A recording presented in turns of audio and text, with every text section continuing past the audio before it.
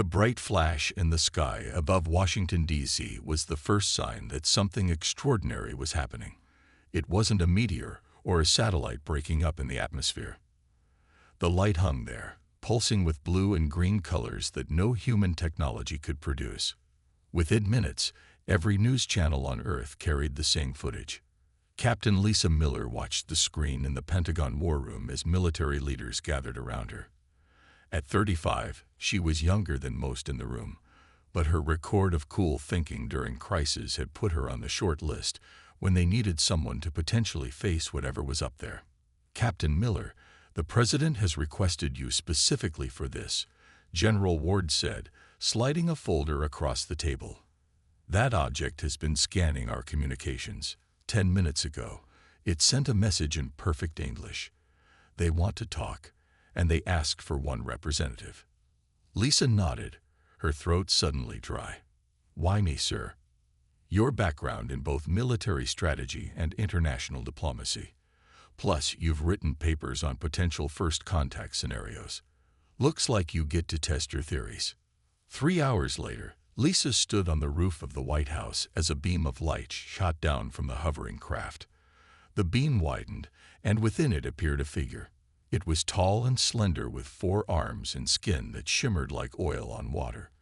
Its head was narrow with 3 sets of eyes arranged vertically. "I am High Chancellor Zex Toral of the Vesperian species, emissary of the Galactic Council," the being said, its mouth not moving as the words simply appeared in Lisa's mind. "You represent Earth." "I do," Lisa said, keeping her voice steady despite her racing heart. "Captain Lisa Miller of the United Earth Defense Force. We welcome you in peace." Zex Toral's upper eyes narrowed. "The Council has observed your planet for decades. Your civilization has reached the threshold where you must be formally acknowledged." "We're honored," Lisa said carefully. "We have many questions about." "You misunderstand," Zex Toral interrupted.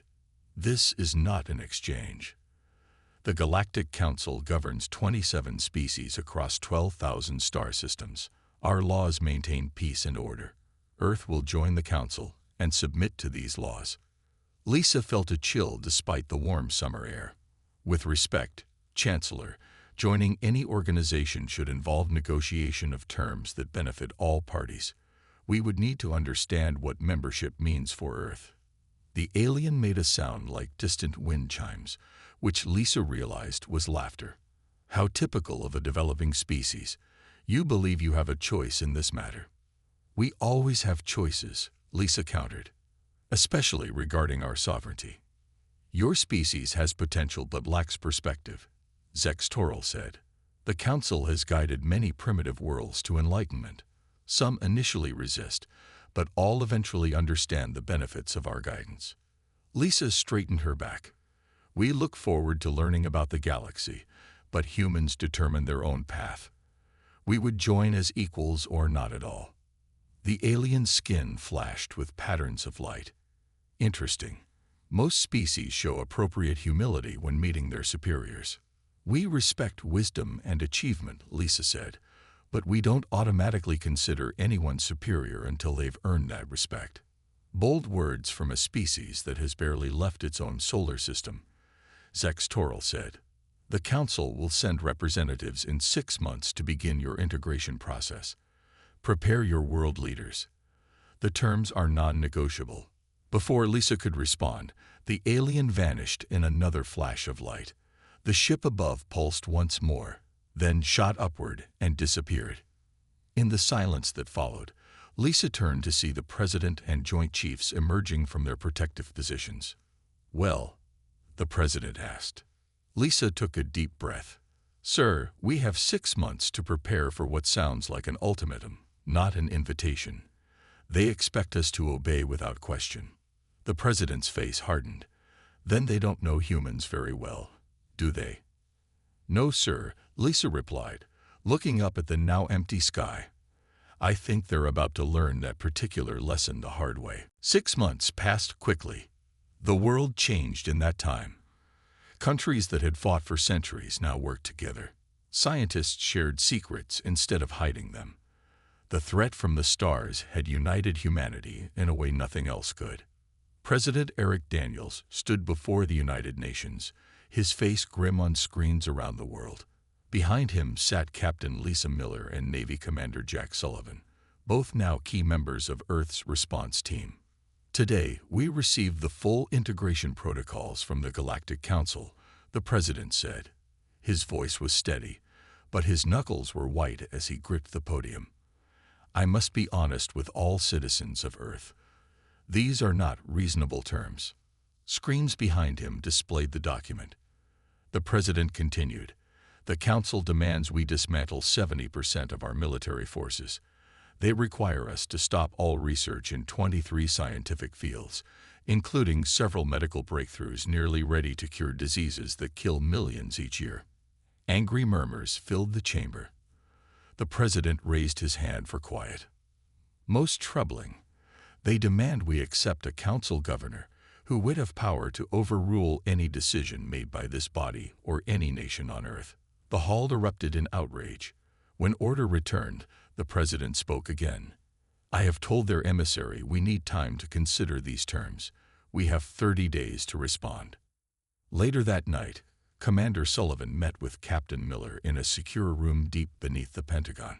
Maps of the galaxy lined the walls, based on data they had secretly gathered. "You should see this," Sullivan said, sliding a tablet across the table.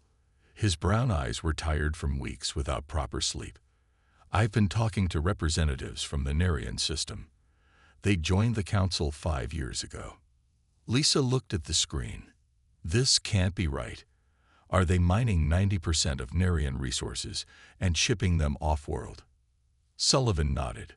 "The Council takes what it wants. The Narratians get just enough to survive. They're not partners, they're slaves." "Have you found any species that benefits from Council membership?" Lisa asked. "Only the founding members," Sullivan said. "For everyone else, it's the same story. The Council arrives, makes demands, and takes control. Any resistance is crushed. Most species give in because they're alone and scared. But we're not alone anymore," Lisa said. "You've established contact with how many species now?" 7, Sullivan said. "All recent additions to the Council. All unhappy. All watching to see what Earth will do." On the other side of the country, Dr. Olivia Wright led a team of scientists in an underground lab in Montana. The facility had been built in just 3 months, hidden beneath an ordinary farm. "Try the new configuration," Olivia said, pushing her red hair away from her face.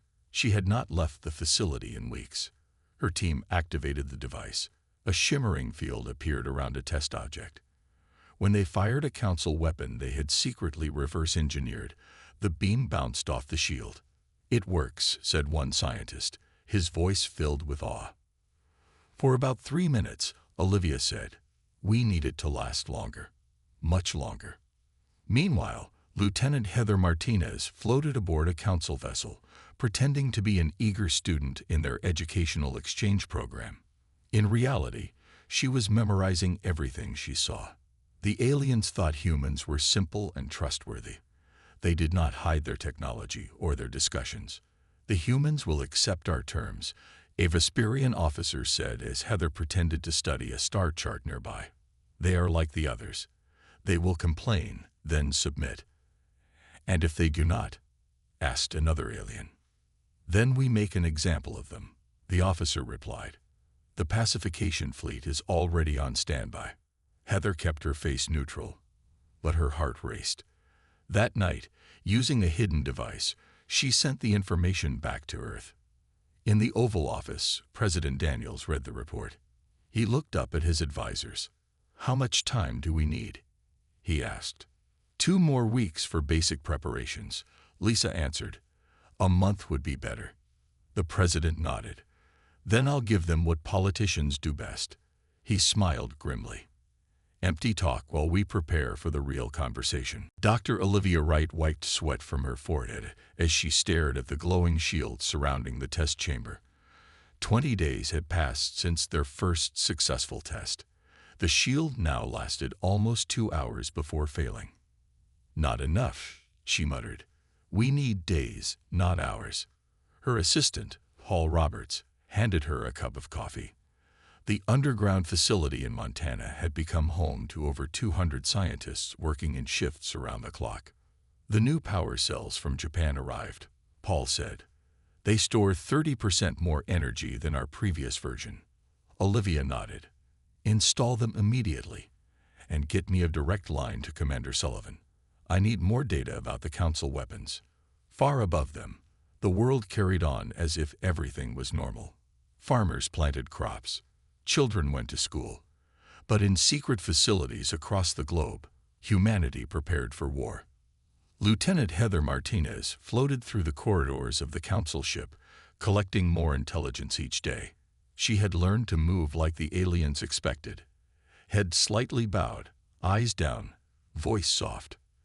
They barely noticed her now. Today, she had positioned herself near the command center during a senior staff meeting. The universal translators that the Council had given humans worked both ways, allowing her to understand their language perfectly. The human delegation continues to ask questions and request more time, said a tall Vesperian. High Chancellor Zex Toril grows impatient. Are the delaying tactics concerning? Asked another officer. No. This is common behavior for species facing integration. They believe they can find some escape if given enough time. There is no escape. Heather resisted the urge to smile. The Council's arrogance was their weakness. They could not imagine that humans were actually preparing to fight back. Later that night, after sending her daily report back to Earth, Heather received a new message from Commander Sullivan. Her next mission: steal the access codes for the Council's defense network. She would have only one chance. Meanwhile, in Washington, D.C., President Daniels sat with Captain Lisa Miller and the Joint Chiefs of Staff, reviewing progress. The public cannot know what we're doing, the President said. If word leaks, the Council will attack immediately. So far, our cover story is holding, Lisa replied. The world thinks we're seriously considering their terms and negotiating for better ones. General Ward cleared his throat. Sir, the fleet dispersal is complete. We've hidden our best ships in the old mining tunnels on the moon, and the rest are scattered in remote locations around Earth. And the orbital platforms? The President asked. 23 are in position, camouflaged as communications satellites. Admiral Dixon answered. We can deploy the remaining 17 within hours of your order. Lisa opened a secure tablet. We've made contact with representatives from 12 Council species now. 5 have promised to help us if we show that resistance is possible. And the other 7? Asked the President. They're too afraid, Lisa said. But they won't stop us either. In the mountains of Colorado, another secret facility housed Earth's new command center. Commander Jack Sullivan watched as technicians installed equipment stolen from Council blueprints. Their targeting systems rely on predictable attack patterns, he explained to his pilots. They fought the same way for thousands of years because no one has challenged them. We won't be predictable. One pilot raised her hand. Sir, their ships are bigger than anything we have. How do we compete with that? Sullivan smiled. Size isn't everything, Lieutenant. They expect us to fight directly, ship against ship. We won't do that. We'll use swarm tactics, dummy drones, and attack from directions they don't expect. On the Council homeworld, High Chancellor Zex Toril grew tired of waiting. Enough delays, he announced to the Council. Prepare the pacification fleet. 50 ships should be sufficient to make Earth surrender. Another Council member spoke up. Is such force necessary? The humans have shown no actual resistance yet. It is not about necessity, Zex Toril replied. It is about making a statement to all species. The Council's will is absolute. The fleet launched that day. 50 massive warships heading toward Earth. They would arrive in 10 days. Back on Earth, a junior communications officer rushed into the President's office with an urgent message. Sir, Lieutenant Martinez has sent emergency code red. The Council has dispatched warships to Earth. They call it a pacification fleet. The President looked at his advisors. It seems our time for preparation has run out. Activate all defense protocols. This is no longer a drill. The world leaders gathered in the United Nations Hall. The deadline for Earth's answer to the Galactic Council had arrived. Billions of people watched on screens in homes, offices, and public squares. They did not know about the fleet heading toward Earth. They did not know about the secret preparations. They only knew that today, humanity would give its answer. President Eric Daniels walked to the podium. Captain Lisa Miller stood at his right side. For a moment, there was complete silence. People of Earth, the president began. For 6 months, we have studied the Galactic Council's demands. We have asked questions. We have requested fair terms. Today, we must give our answer. He paused, looking directly into the cameras. Our answer is no.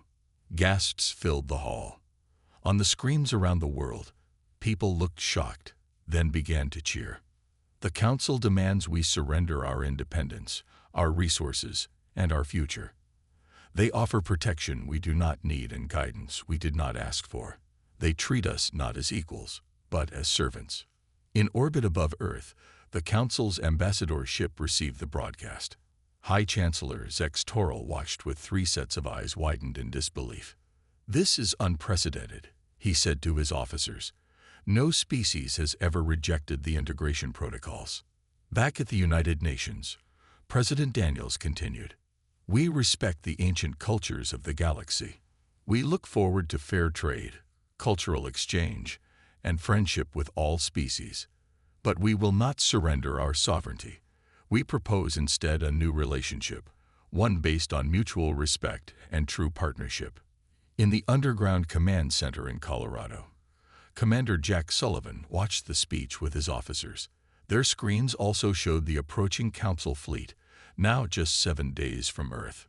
Start the countdown, Sullivan ordered. Move all ships to ready positions. Around the world, military bases came alive with activity. The secret war machines built over the past 6 months were finally revealed to those who would operate them. President Daniels was still speaking. The people of Earth extend an open hand to the Galactic Council. We wish to join the community of stars as friends and partners. But we will not bow. We will not surrender our right to choose our own path. On the Council flagship, Zex Toril turned to his second-in-command. Send word to the pacification fleet. They are now authorized to use all necessary force. The humans have chosen their fate. Lieutenant Heather Martinez, still undercover on a Council vessel, heard the orders being relayed. She immediately sent a coded message to Earth. Attack confirmed. Full force authorized. Dr. Olivia Wright received the message in her Montana lab. She looked at her team, their faces tired from months of endless work. No more tests, she said. Load everything onto the transport ships. We deploy in 1 hour. The shield technology was still not perfect, but time had run out. What they had would have to be enough. In orbit, the 40 camouflaged defense platforms quietly powered up. They remained hidden, waiting for the enemy to come within range. Captain Lisa Miller joined Commander Sullivan in Colorado. Together, they reviewed the final battle plans. We've never faced an enemy like this, Lisa said. And they've never faced humans, Sullivan replied. His confidence was not an act. For 6 months, he had studied every piece of information about Council battle tactics. He knew their weaknesses. All defense units report ready, an officer announced. Sullivan nodded. Now we wait.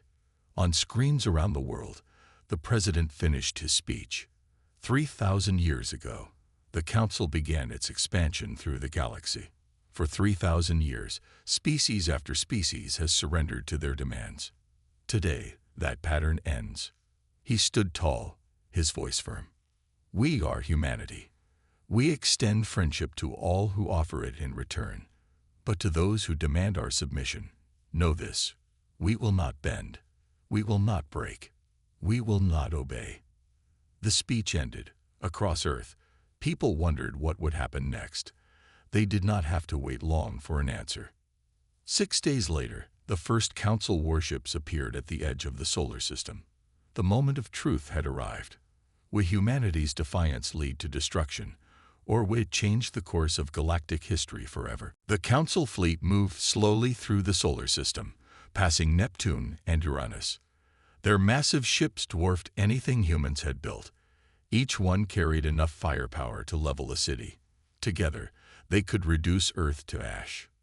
In the command center beneath Colorado, Commander Jack Sullivan watched their approach on the main screen. "They're moving in a standard attack formation," he said to Captain Lisa Miller, just as Lieutenant Martinez reported they would. Lisa nodded. "They expect us to either surrender immediately or attempt a direct defense." "That's their first mistake," Sullivan replied with a slight smile. "We're doing neither." The Council fleet reached Jupiter. Admiral Krell, the fleet commander, addressed his captains via their communication network. "We will arrive at Earth in 20 hours, he said. "Our scans show minimal orbital defenses.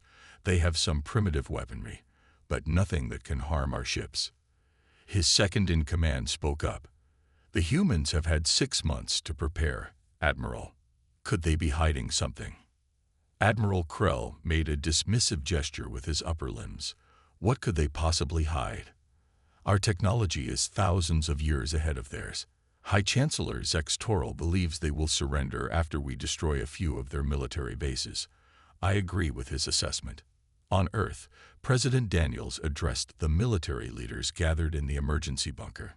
"The moment of truth has arrived," he said. "Dr. Wright, are the shields ready?" Dr. Olivia Wright nodded.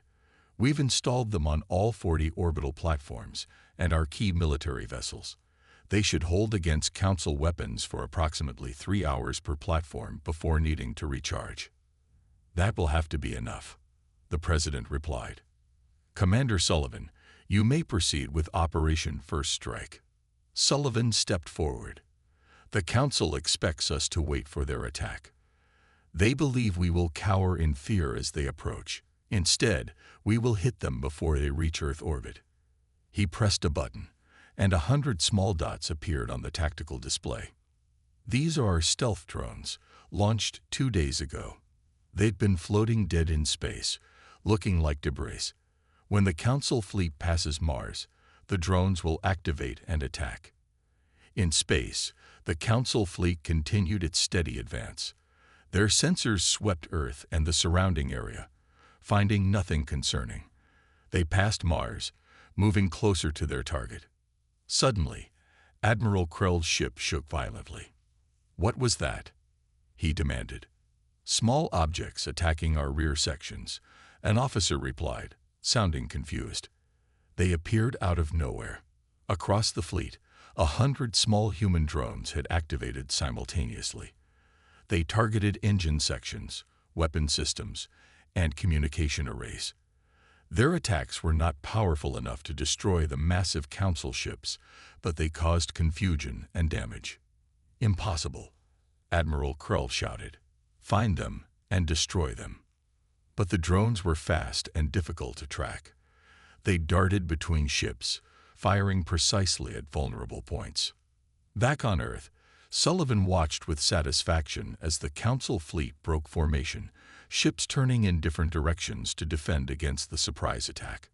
"Now for Phase 2, he said. The 40 disguised orbital platforms suddenly shed their fake satellite coverings. They revealed their true forms, heavily armed defense stations equipped with Dr. Wright's shield technology.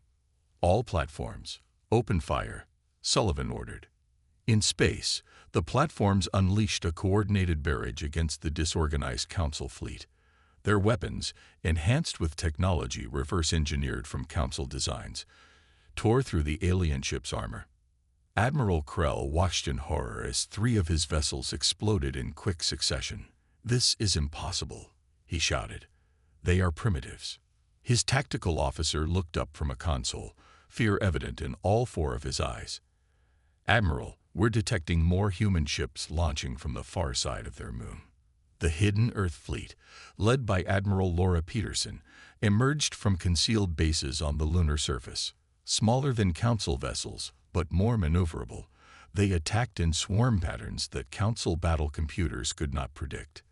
Their formations make no sense, a Council officer said.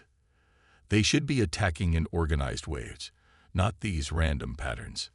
By the end of the first hour, the Council had lost 12 ships, more than they had lost in the last century of expanding their empire. Admiral Krell made a difficult decision. Order all remaining ships to fall back, he commanded. We must regroup and report to the Council. The humans are not what we expected. As the Council fleet retreated, cheers erupted in command centers across Earth. But Commander Sullivan remained serious. This is just the beginning, he warned. They'll be back, and in greater numbers. We've surprised them once. We won't get that chance again. News of Earth's victory spread quickly through the galaxy. Species that had lived under Council rule for centuries whispered about the humans who had dared to fight back, and won. Admiral Laura Peterson stood on the bridge of her ship, the Defiance, as it approached the Narration homeworld. Earth had sent diplomatic missions to several subjugated species, seeking allies in what everyone knew would be a longer war. We're being hailed, her communications officer said. A Narration appeared on screen. They were tall beings with smooth blue skin and large eyes that seemed to hold ancient sadness. Humans, the Narration said, you take great risk coming here. The Council monitors all our communications. Not today they don't, Laura replied. We've jammed their surveillance network in this sector. We can speak freely for about 6 hours. The Narration's eyes widened. You can block Council technology. That is unexpected. We've been doing a lot of unexpected things lately, Laura said with a small smile. We want to talk about doing more, together. Back on Earth, Dr. Olivia Wright supervised the loading of equipment onto transport ships. The Council spies had discovered the location of her Montana facility. She had barely escaped with her research team and vital technology before Council commandos raided the empty lab. Everything goes to the moon base, she instructed. It's the only place secure enough now. Paul, her assistant, looked worried. What if they find that too? Then we'll move again, Olivia said firmly. They think capturing our shield technology will end this fight. They're wrong. In the Colorado Command Center, Commander Sullivan studied reports from across the galaxy. Lieutenant Heather Martinez had managed to send one final message before her cover was blown, and she had to escape the Council ship. The information was troubling. They're building specialized weapons, Sullivan told Captain Lisa Miller, designed specifically to kill humans. Lisa frowned. How? The weapons target genetic markers unique to human DNA, Sullivan explained. They're planning a strike that would kill humans, but leave Earth's resources intact. That's genocide, Lisa said, her voice cold. It's what they've done before, to species that resisted too strongly, Sullivan replied. According to Martinez's report, they wiped out the Keldorians 2 centuries ago, when their resistance became too troublesome. Lisa stared at the star map. We need more allies. On the Council homeworld, an emergency session had been called. For the first time in living memory, the Council chamber was filled with shouting and arguments. The humans must be crushed immediately, demanded Councillor Drac of the Eldraxian species. Their defiance sets a dangerous precedent. High Chancellor Zex Toril nodded in agreement. I have authorized the construction of a full war fleet. We will not underestimate them again. But perhaps we should consider their proposal, suggested Councillor Lumi of the Lumerian species. They asked for partnership, not dominance. In 3,000 years, has the Council ever considered that there might be another way to interact with new species? Silence. Zex Toril commanded. The humans will be made an example. Any who support them will share their fate. In a distant corner of the galaxy, Captain Ryan Foster led a small Earth expedition to a secretive meeting. Representatives from 7 species had agreed to discuss alliance with humans. They met on an abandoned mining asteroid, away from Council sensors. We have all suffered under Council rule, said a Kaltorian representative. But how can we stand against their power? They are too strong. Ryan stepped forward. Alone, yes, but together. The Council has never faced united resistance. They conquer each species separately, making each think they are alone in their struggle. He activated a hologram showing the successful defense of Earth. This is what happens when you fight back with the right tools and tactics, Ryan said. We can share our shield technology, our battle strategies. We can help each other. A Trilaxian delegate spoke up. If we join you and fail, the Council will exterminate our people. And if you don't join us? Ryan asked quietly. How long before the Council decides your worlds have resources they need more than they need your people? How many species have they already erased from history? The room fell silent as each delegate considered his words. Meanwhile, Lieutenant Heather Martinez, now escaped from her Council captivity, made her way to an old trading outpost. She had discovered something critical during her time as a spy, something that could change everything. She needed to get back to Earth with the information. The Council isn't as united as they want everyone to think, she whispered to herself as she boarded a transport ship. And that might be the key to saving humanity. Lieutenant Heather Martinez stood before Earth's War Council, still wearing the clothes she had escaped in. Her journey back to Earth had taken 3 weeks of hiding on cargo ships and sneaking through space stations. The information she carried was worth the risk. The Council is divided, she reported. For the first time in centuries, they disagree about how to handle a situation. President Daniels leaned forward.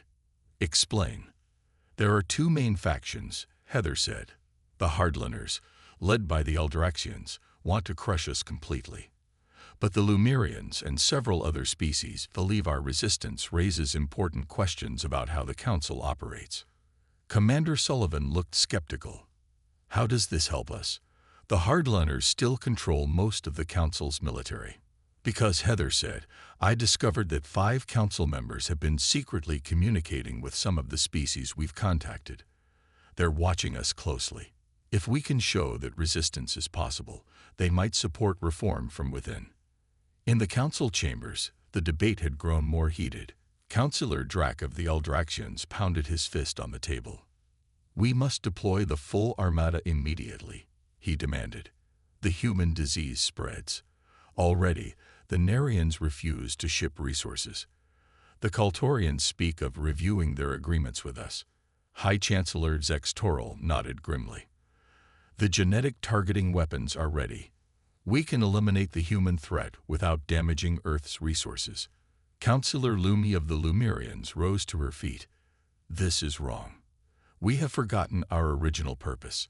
The Council was formed to guide and support developing species, not enslave them.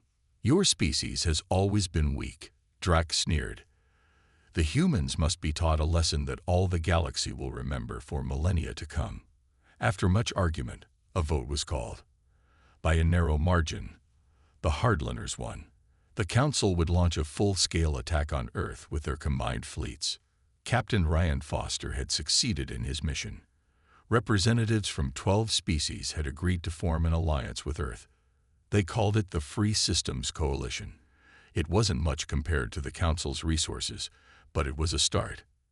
As he prepared to return to Earth, Ryan received an urgent message from Captain Lisa Miller. Council spies captured one of our research teams. The message said, they're looking for Dr. Wright's shield technology. Return immediately. We believe a major attack is coming. In Dr. Wright's lunar laboratory, a breakthrough had finally come. Olivia stared at the test results in disbelief. We did it, she whispered. The new shield configuration can hold for over 24 hours. Her team cheered, but Olivia quickly refocused them. Start production immediately. Every ship, every platform, every base needs these upgraded shields before the Council returns. On the Narian homeworld, Admiral Laura Peterson met with the Narian High Command. After seeing proof of Earth's successful defense, they had committed their hidden fleet to the human cause. We've lived as servants for too long, the Narian fleet commander said. Your people have shown us that the Council can be fought. Laura nodded. Together, we're stronger. But you should know, helping us puts your world at risk. Our world was never truly ours under Council rule, the Narration replied. Better to fight and possibly lose than to continue living as slaves. Back on Earth, Commander Sullivan received disturbing news from their deep space monitoring stations. The Council is mobilizing every ship they have, he told President Daniels. Our long-range scans detect over 300 warships gathering. How soon? The President asked. 10 days at most, Sullivan replied. And sir, we've confirmed they're carrying the genetic weapons Lieutenant Martins warned us about. President Daniels looked at the faces around him. Captain Miller, Lieutenant Martins, and the other military leaders who had helped Earth prepare for this moment. Send word to all our allies, he ordered. Tell Dr. Wright to rush production of the new shields and implement Commander Sullivan's battle plan Delta. Delta? General Ward asked. Sir, that's our most aggressive option. The Council expects us to be defensive, the President replied, to wait for their attack and hope to survive it. They still don't understand humans very well. He pointed to the star map, specifically at the location where the Council fleet was gathering. We're going to hit them first. Again, right where they're assembling. The combined Earth fleet moved silently through space, 150 ships, plus vessels from their new allies. They approached the gathering point of the Council Armada, using stealth technology developed from Lieutenant Martinez's intelligence. Commander Jack Sullivan stood on the bridge of the flagship Defiance, with Captain Lisa Miller beside him. All ships report ready, Lisa said. Our allies are in position. Sullivan nodded. The Council still doesn't know we're here. Their sensors are focused outward, looking for an attack from Earth's direction. Dr. Wright's final gift arrived just in time, Lisa said, pointing to a small device installed near the main controls. The device was the culmination of 6 months of research, a quantum disruptor that could temporarily shut down the communication network the Council relied on for coordinated attacks. We'll only get one shot with this, Sullivan reminded her. Once they know we have this technology, they'll adapt. On the Council command ship, High Chancellor Zex Toril addressed the fleet captains. Today we end the human rebellion, he declared. Our forces are overwhelming. Earth and its pathetic allies will fall. Admiral Krell, still commanding despite his earlier defeat, looked less confident. Chancellor, our intelligence suggests the humans may attempt something unexpected. What could they possibly do against 300 of our most powerful warships? Zex Toril scoffed. Their defeat is certain. At that moment, Sullivan gave the order. Activate the disruptor. All ships, commence attack. The quantum disruptor pulsed. Across the Council fleet, communication systems went silent. Ship captains could no longer coordinate with each other or receive orders from command. In the confusion, Earth's fleet and their allies struck from multiple directions. The new shield technology protected them from the Council's initial response. Dr. Wright's final modifications had worked. The shields held firm. The battle was devastating. Council ships fired blindly, sometimes hitting their own vessels in the chaos. Earth's smaller, more maneuverable craft darted between the massive Council warships, targeting engines and weapon systems. On the third day of fighting, a critical moment arrived. The Council had lost over half their fleet, but Earth's forces were also taking heavy damage. The shields were beginning to fail on many ships. We need to end this now, Sullivan told Lisa. Target their command ships. A squadron led by Admiral Laura Peterson broke through the Council's defensive line. They approached the 3 massive ships at the center of the fleet, including Zex Toril's flagship. All vessels, focus fire on the center ship, Laura ordered. The combined firepower of 20 Earth and Allied ships hammered the Council flagship. Its shields flickered and died. A final volley struck its power core. In a brilliant flash, the ship exploded. High Chancellor Zex Toril and the most aggressive Council leaders were gone. Hours later, the remaining Council ships sent a signal. They were surrendering. 2 weeks after the battle, President Daniels stood before a new assembly. Representatives from Earth and 32 formerly subjugated species had gathered on a neutral space station. "Today we begin a new chapter in galactic history," the president said. "The old council ruled through fear and domination. Their empire has fallen." Councillor Lumi of the Lumerians stepped forward. "Many of us opposed the council's methods for years, but lacked the courage to stand against them. Humanity showed us that another way is possible. We do not seek to replace one empire with another," President Daniels continued. "Each world must determine its own path. But together, we can build something better, a true alliance of equals." The new Galactic Assembly was formed that day. Earth became a founding member, along with the Nerians, Lumerians, Kaltorians, and others who had joined the fight against the Council. Commander Sullivan and Captain Miller watched from the side of the room. "Do you think it will last?" Lisa asked quietly. "If we remember what we fought for," Sullivan replied. "Freedom, equality, the right of every species to choose their own destiny." On Earth, people celebrated. The threat was over. Humanity had not only survived but had changed the course of galactic history. In a quiet moment at the White House, President Daniels looked out at the night sky. So many stars, so many worlds. Once, they had seemed impossibly far away. Now they were neighbors, partners, friends. "They thought humanity would obey," he said softly to himself. "They were wrong about us, and the galaxy is better for it."